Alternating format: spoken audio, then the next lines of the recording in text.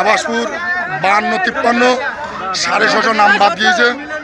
হ্যাঁ, আমরা বলছি আছি আমাদের বৈধ ভোটার কোন বাদ দিল কেন, কি কারণে?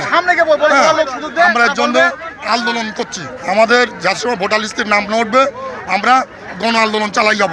স্যার আমাদের এইখানে ধরে নেন 700, আমার বুদ্ধি 714 জন ভোটার, তার মধ্যে এখানে 370 জনের বিচারাধীনই ছিল, তাতে 72 জনের নাম এসছে আর পুরোটাই ডিলেট হয়েছে।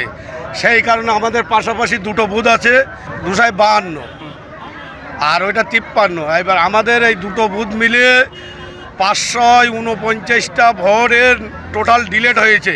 সেই কারণে আজকে অপরাধ। ইলেকশন কমিশনের খামখেয়ালি যে মত প্রদর্শন হয়েছে সেটা পাবলিকলি আমাদের কাছে বৈধ ভোটারকে কাটা হয়েছে। কেন বলছি, এখান থেকে বিগত 1 মাস আগে আমরা হাসনাবাদ বিডিও সাহেবের কাছে পার্টিকুলারলি এই দুটো বুথকে নিয়ে আমরা দরবার হয়েছি।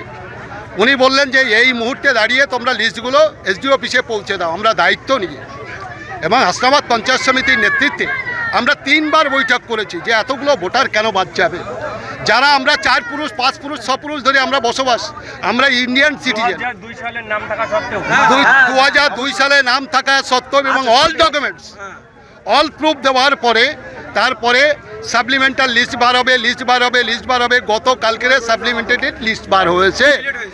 হবার পরে আমরা দেখছি যে দুটো ভোটার অন থার্ড, দুটো বুথে অন থার্ড, টোটাল ভোটার হলো 1800। মোট ভোটার হলো দুটো বুথে 1800, তার থেকে 650 জন ভোটারকে ডিলিট করা হয়েছে। আজকের মূলত বিক্ষোভ দেখাচ্ছি আমরা আমাদের যে নামগুলো আন্ডার জুডিকেশনের আন্ডারে ছিল সেখানে থেকে আমাদের বিচারাধীন অবস্থায় থাকার পরে আজকের সেই নামগুলো বিজেপি এবং নির্বাচন কমিশনের যে চক্রান্ত, সেই চক্রান্তে সাধারণ মানুষ হয়রানির শিকার হয়েছে।